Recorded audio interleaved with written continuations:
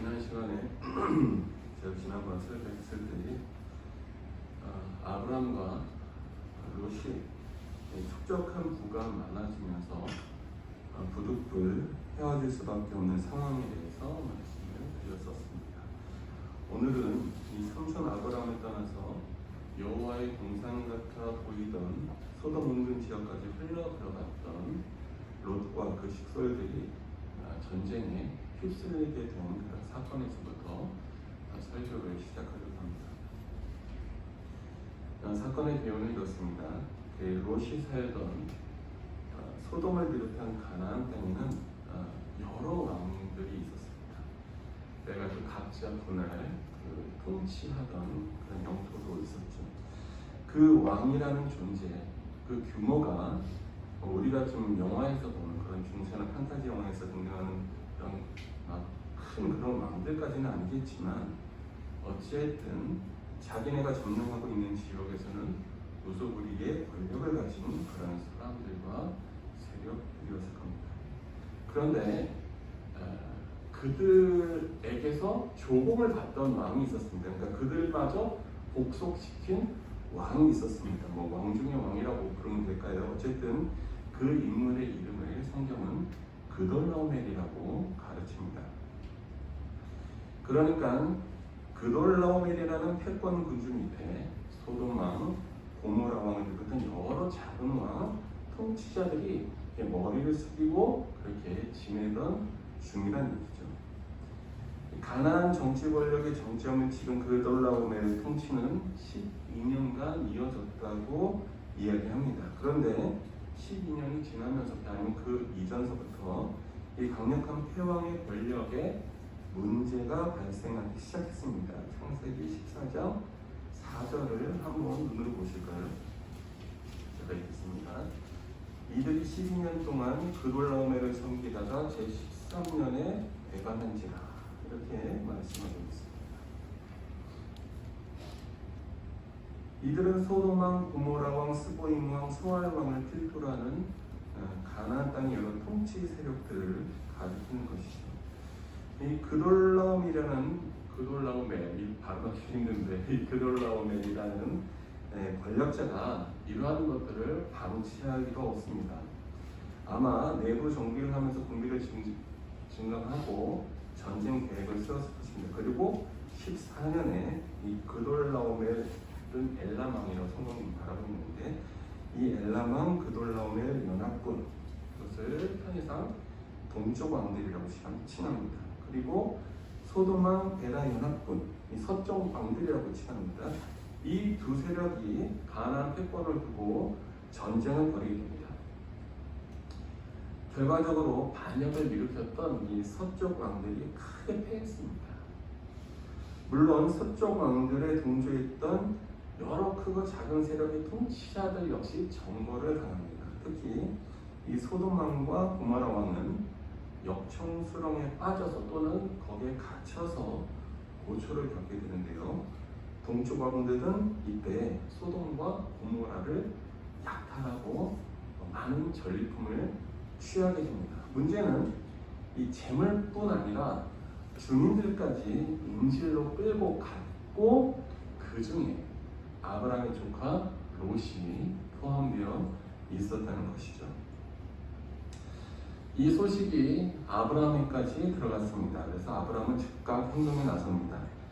집에서 훈련시킨 318명 외에도 동맹으로 삼은 마므레, 에스볼, 아넬 세 형제와 그들이 데리고 있던 종들을 총동원해서 롯 구출 작전에 나선 것입니다.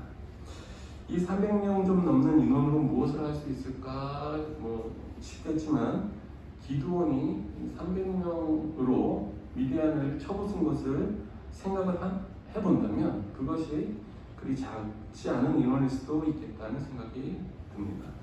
어쨌든 정쟁에 승리하고 귀환하던 이 그돌라오멜 연합군을 뒤따라간 아브라함은 적들이 승리감에 도취되어 있던 틈을 타서 야습, 즉 밤에 기습 공격을 감행합니다.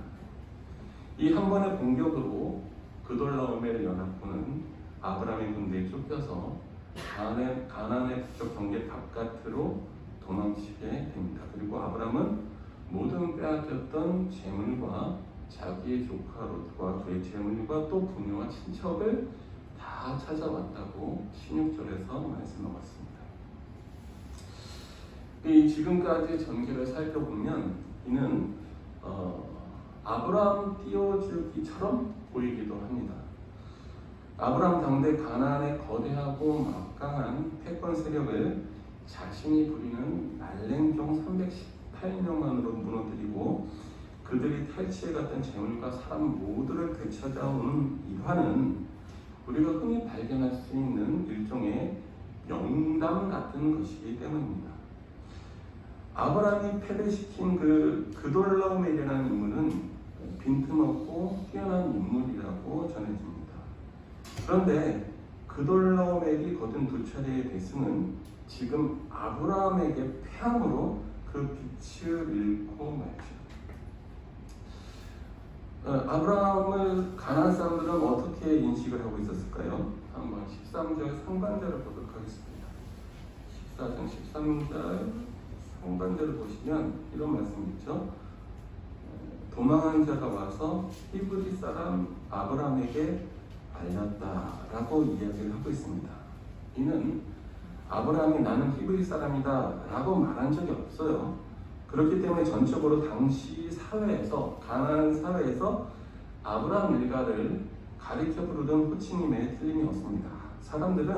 학자들은 이 히브리라는 단어가 종족의 개념이 아니라 사회 계층을 지칭하는 말이라고 설명합니다. 즉 고대 가나안 땅에서는 사회 주변에 위치하고 있는 사람들, 예를 들어서 외국인, 노예라든지 용병이라든지 이러한 사람들을 모조리 하비루족이라고 불렀습니다. 사실 맞는 말이죠. 이때의 아브라함은 가나안 사람들 입장에서는 구별자에 불과합니다. 이방인인 것이. 그런 그가 어떤 일을 한 것이죠? 가나안을 통치하던 패권주의자 그돌라오멜 세력을 무찌른 놀랍고 위대한 용사로 사람들에게 널리 알려지게 된 것입니다. 자, 여러분이 아브라함의 입장이라고 생각해 보십시오. 어떤 생각이 들까요? 어깨에 힘이 좀 들어갈 수 있겠지, 안 그렇겠습니까? 이방인과 개구로 여겨지던 이 히브리인 아브라함이 가나안 땅을 통치하던 그돌라오멜을 패퇴시키고 전쟁에서 승리했기 때문입니다. 어쩌면 아브라함 주변에서는 이참에 가나안 땅의 패자가 될 것을 조언하는 사람도 있었을 수 있습니다. 제가 아브라함이었다면 한 가지 생각이 퍼뜩 들었을 것입니다. 무엇일까요? 바로 하나님이 약속해 주신 내용입니다. 무슨 내용이죠? 우리 13장을 한번 보겠습니다. 13장 14절 15절 바로 앞장이죠. 13장 14절 15절 다 같이 함께 읽겠습니다. 시작.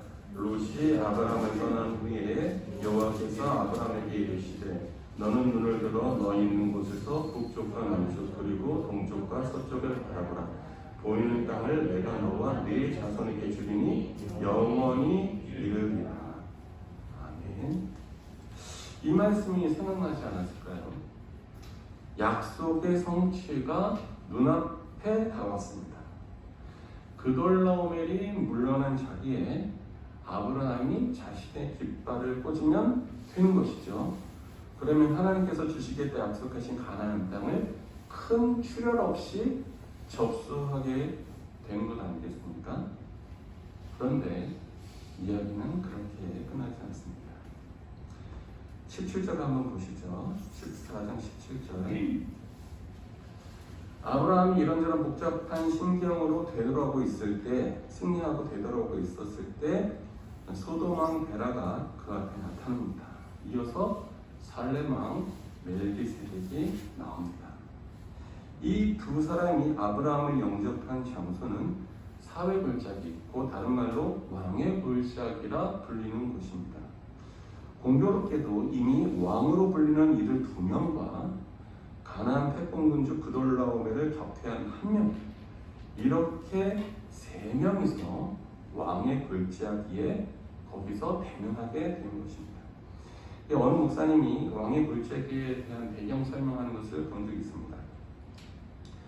이 왕의 골짜기는 이 예루살렘 성을 둘러싸고 있는 계곡인데, 흰놈의 골짜기와 기드론 골짜기로 이어지는 L자형의 골짜기를 가리킨다라고 얘기합니다. 특히 이 왕의 계곡에서 이어지는 기드론 골짜기는 이스라엘 역사 속에서 그리고 예수님과 큰 연관이 있습니다.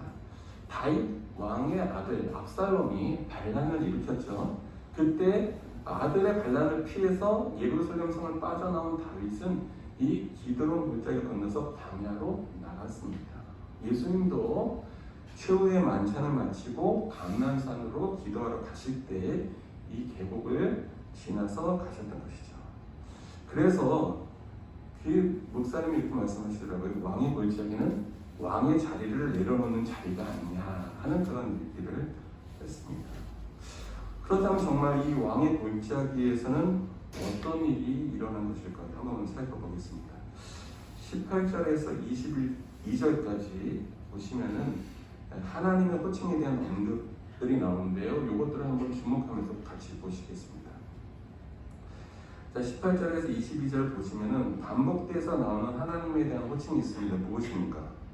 지극히 높으신 하나님이라는 호칭입니다. 이것이 한 4번 정도 나오죠. 18절에서도 나오고 19절에서도 나오고 20절에서도 나오고 22절에서도 나와서 한 이렇게 4번 정도가 나옵니다.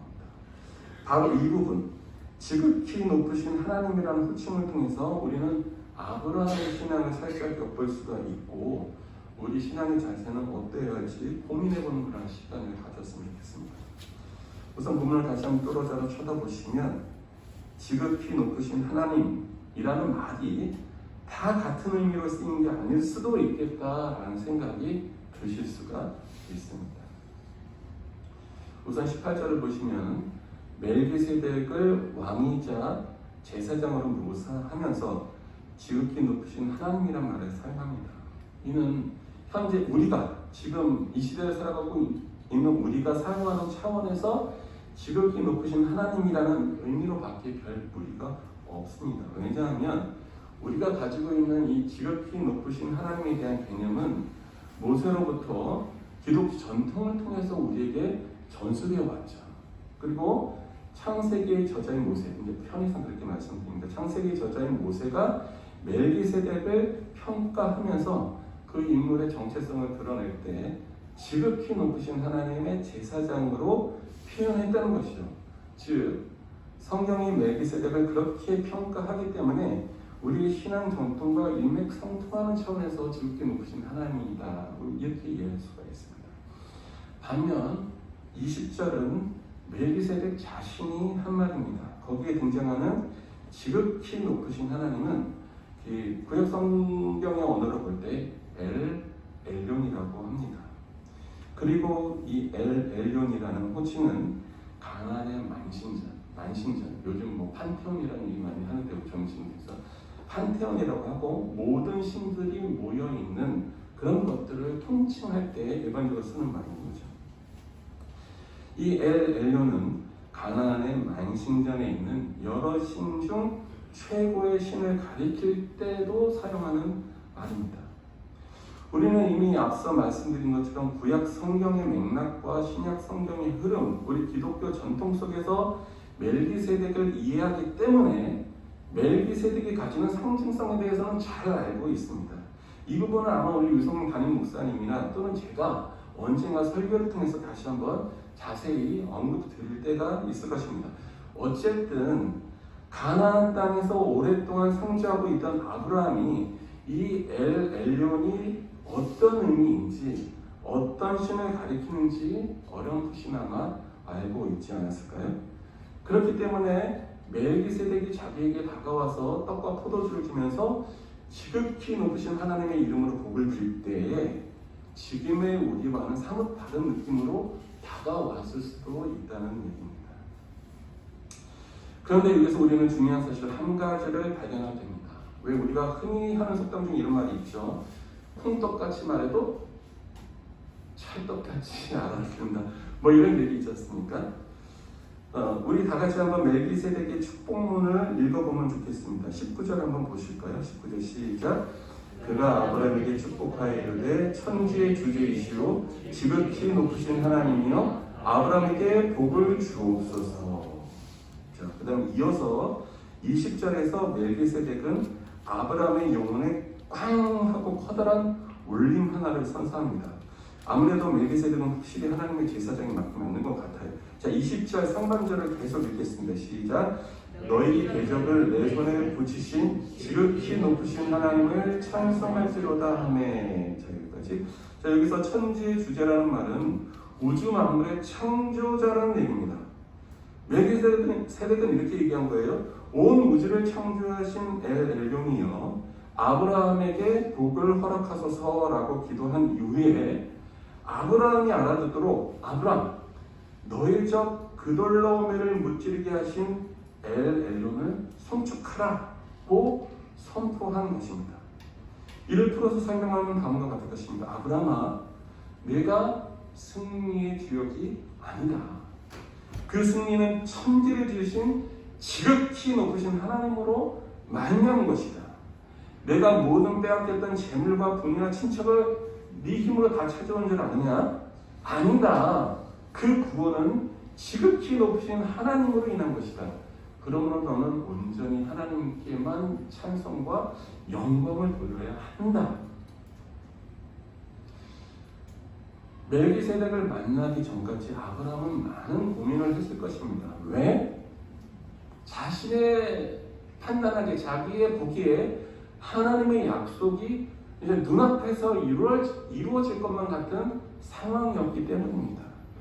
고향을 떠나서 가나안 땅으로 이주해 온 롯을 구하기 위해서 출발한 여정이었지만 결과적으로 어마어마한 패왕 그돌라오메를 이겨버린 것입니다. 그들을 가나안 동네 바깥까지 확실하게 밀어붙였습니다. 이게 나중 일이지만 엘람왕 그돌라오메는 자신의 본거지, 지금의 이란입니다. 이란. 자신의 본거지로 돌아가서 그 세력을 확장했고 이후 엘람족은 메대족을 병합해서 우리가 잘 아는 페르시아 제국을 이뤘다고 역사가들은 이야기하고 있습니다. 어쨌든 아브라함이 전쟁에서 승리함으로 인해서 이 가나안 땅에는 정치적 권력의 공백이 생긴 것입니다. 하비루족이라고 불렸고 히브리인이라 불렸고 중앙 권력에서 철저하게 배제되고 외면당할 수밖에 없었던 아브라함은 그냥 마음만 먹으면 그돌라오메에게 패한 기존 여러 세력을 규합해가지고 진정한 가나안의 권력자로 우뚝 일어설 수도 있는 타이밍이었던 것입니다. 사실 그런 명분도 충분히 차고 넘치는 상황이었고요. 그런데 멜기세덱의 축복을 받은 와중에 아브라함은 정신이 번쩍 듭니다. 멜기세덱의 축복을 들었을 때 아브라함은 스스로에게 물었을 것입니다. 야, 그돌라오메를 쓰러뜨린 것이 과연 내 능력으로 인한 것이었을까? 이 패왕의 길을 통해서 가나안 땅을 얻는 것이 우주 만물을 창조하시고 지극히 높으신 그런 하나님의 뜻일까? 나는 그것을 스스로 확신할 수 있을까? 아브라함은 스스로 그런 질문들을 했을 것이고 대답은 분명하게 아니요 라고 결론이 났던 것이죠. 그래서 아브라함은 자신이 취했던 전리품은 전쟁에서 승리하고 얻게 되는 모든 것들을 얘기합니다. 이 전리품의 10분의 1을 구별하여서 멜기세덱에 바칩니다. 이는 멜기세덱의 말을 100% 수용하는 자세죠. 그리고 거기서 그의 신앙은 진일보하게 됩니다. 이는 뒤이어 나오는 소돔왕과의 대화를 통해서 알 수가 있습니다. 소돔왕은 아브라함이 멜기세덱에게 전리품을 바치는 것을 바로 옆에서 목도했습니다. 지켜본 것이죠. 이제 자신의 차례였어요. 그돌라오멜에게 패했던 자신이 그돌라오멜에게 승리한 아브라함에게서 무언가를 요구할 수 있다는 것 자체가 어불성설이었지만 뻔뻔하게도 이 소돔왕은 아브라함에게 요청을 하죠.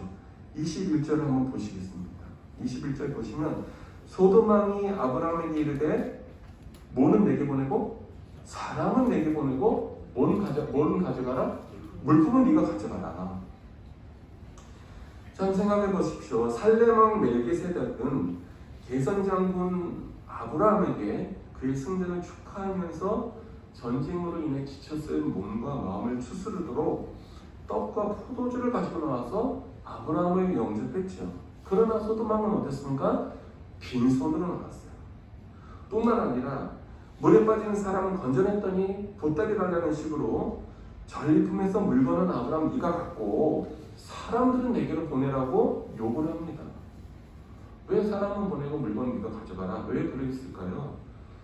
자기의 세력을 회복하고 이전의 전성기를 구하기 위해서는 사람이 필요한 거죠. 사람들을 어떻게든 부려먹든 어떤 방법을 써서든 다시금 새로 확장시켜서 자신의 권력을 공고하게 만들어 놓으면 잃어버렸던 돈 되는 물건들을 얼마든지 언제든지 다시 생산하거나 척취하거나 약탈할 수 있기 때문이겠죠. 자, 그때 이 소돔왕의 그 말을 들은 아브라함은 이렇게 답변합니다. 우리 22절, 23절 함께 읽겠습니다. 시작.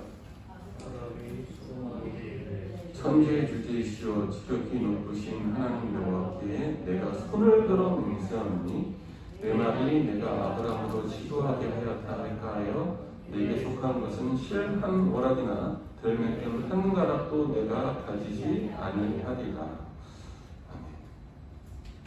여기서 우리는 아브라함의 신앙을 엿볼 수가 있습니다. 이 멜기세덱의 소명과 아브라함의 소명은 한 가지 차이가 있습니다. 무엇일까요? 그죠? 아마 지금 생각하셨을 텐데 지극히 높으신 하나님 뒤에 무엇이 붙어 있습니까?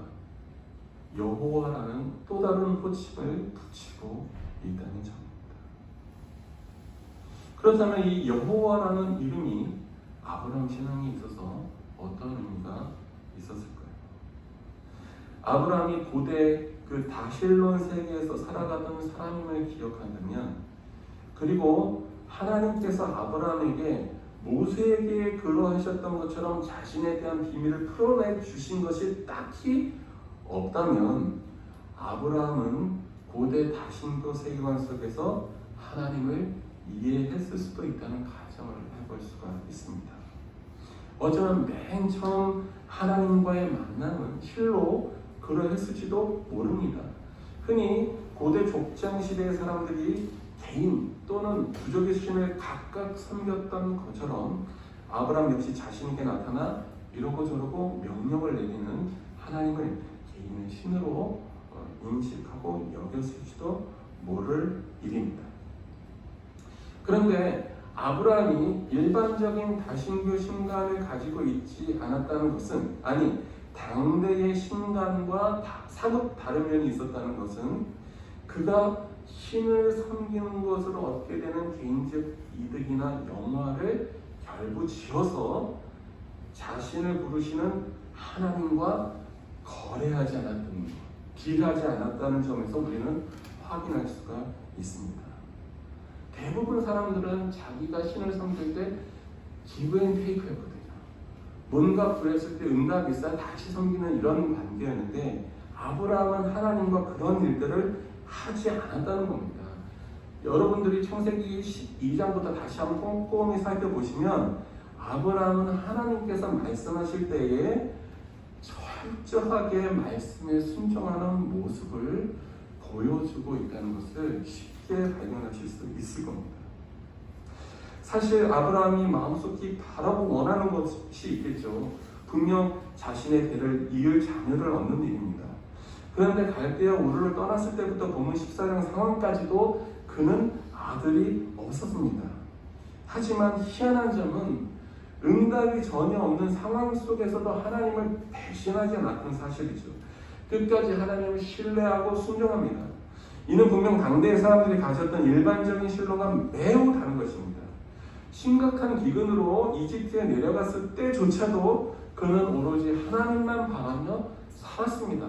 그 절정이 바로 멜기세덱을 만났을 때 드러난 것이죠. 지극히 높으신 하나님 여호와라는 고백적인 선포는 첫째, 여호와는 가나안 만신전에서 최고의 신으로 추앙받는 엘 엘론이 아니라 여호와만이 엘 엘론으로 불려야 마땅하다는 것을 강조하는 것이고, 둘째, 자신이 바로 그 여호와를 섬기는 자임을 멜기세덱과 소돔왕 앞에서 천명한 것이고, 셋째, 자기 스스로를 돌아보는 다짐이었던 것입니다. 무슨 다짐이었을까요? 이런 것이죠. 천지를 만드시고 지극히 높으신 하나님 여호와께서 지금까지 신실하게 나를 지켜주셨다면 가나안 땅을 주겠다 하신 약속 또한 여호와께서 당신의 방식대로 이루어 주실 것이다. 나는 조금씩 내지 말고 패왕의 길을 걷지 말고 그 모든 교만과 욕심과 두려움을 내려놓고 여호와만 바라보아야 한다. 나는 그렇게 잘 알고 있지 않겠니? 언제 내가 먼저 여호와를 찾았더냐? 아니다. 여호와께서 먼저 찾아와 주시지 않았더냐? 언제나 하나님이 먼저 찾아와 주셔서 내 삶에 개입하고 약속을 주시고 지금까지 인도해 주셨던 것, 나 아브라함아 잊지 말자. 아브라함은 이처럼 자신의 위치와 처지를 분명하게 인식하고 하나님께 순종했습니다. 그리고 그 결과가 이 세상의 왕들처럼 군림할 것인가 말 것인가의 기로 속에서 여호와 신앙을 보다 확고하게 수립하는 계기로 삼을 수 있었던 것입니다. 존경가 없는 의왕 대목den교회 성도 여러분, 이것 한 가지 꼭 기억하시기 바랍니다. 오늘날도 하나님은 아브라함과 같은 이들을 찾으신다는 사실입니다. 그리고 아브라함에게 하셨던 것처럼 직접 찾아오십니다. 그 찾아오시는 방법 역시 우리가 상상치 못한 상황 속에서 다양한 경로를 통해서 찾아오실 것입니다. 그러므로 우리가 믿음의 길을 걷고 있는 성도들이라면 우리 삶 속에 찾아오시는 하나님, 찾아오셔서 우리와 관계를 맺으시고 언약을 체결하시며 우리를 인도하시는 그 하나님을 발견할 수 있어야 하지 않겠습니까?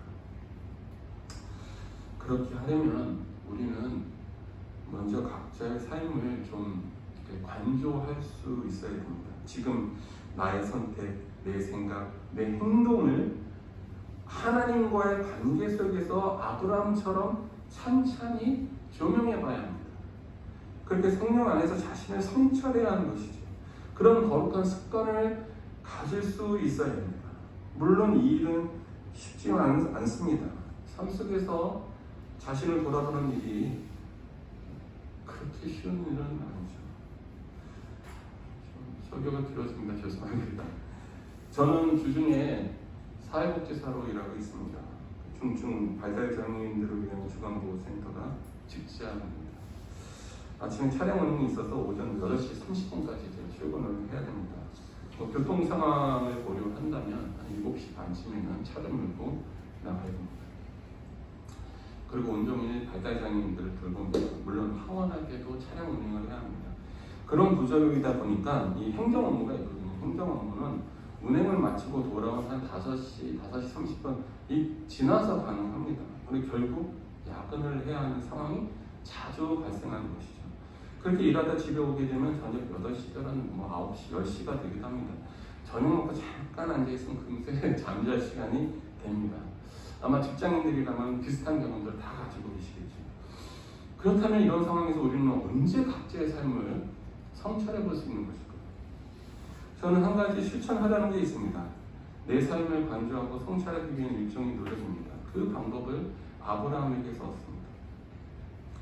히브리인이라 불리는 이방인으로 살아야 하는 그 냉랭한 현실 속에서 함께 믿음의 길을 걷겠노라 했지만 부의 축적을 위해서 자신을 미련 없이 떠나버리는 롯의 뒷모습을 바라보면서 또 언제 태어날지 모르는 자식을 한없이 기다리기만 하는 시간 속에서 엘라망 또는 소돔왕 같은 세력들 틈바구니에서 자신과 식소를 지켜내야 하는 그런 상황 속에서, 그리고 생각지도 않은 때에 급작스럽게 가본 인생의 변환점 속에서 아브라함은 고민할 수밖에 없었을 것입니다. 마찬가지입니다. 저도 아침 일찍부터 운전대를 잡고 차량 위치를 기록하고 안전하게 장애인들을 센터로 모셔오는 그러한 운행 속에서 이게 밥 먹지 않겠다고 때를 쓰는 이용 당사자를 달래가면서 한 숟가락씩 떠먹여주는 그런 시간 속에서, 또 활동실에 앉아서 대소변을 보는 성인 장애인들을 쳐다보면서 또 그 젖은 옷가지들을 손에 들고 화장실로 가서 애벌 빨래라도 해가지고 집에 돌려보내는 일과 속에서, 때로는 천사 모습을 하는 멜기세덱처럼, 때로는 정보관 구들나무처럼, 때로는 야비한 소도망처럼 시시각각 변하는 동료 직원들의 낯익고 언행 속에서 나 자신을 추스리고 지켜야만 하는 관계 속에서 그리스도인으로 사는 것이 무엇인지를 순간순간 고민하는 그 일에 게으르지 않겠다는 스스로의 다짐을 실천하는 것입니다. 그래서 명쾌한 결론이 나오냐고 묻는다면 여전히 잘 모르겠다고 대답할 수 있습니다. 그저 오늘 하루도 하나님의 은혜로 살아주라 고백했다고 말씀드릴 뿐이죠. 그런데 아브라함도 마찬가지 아니었을까요? 말씀을 맺겠습니다.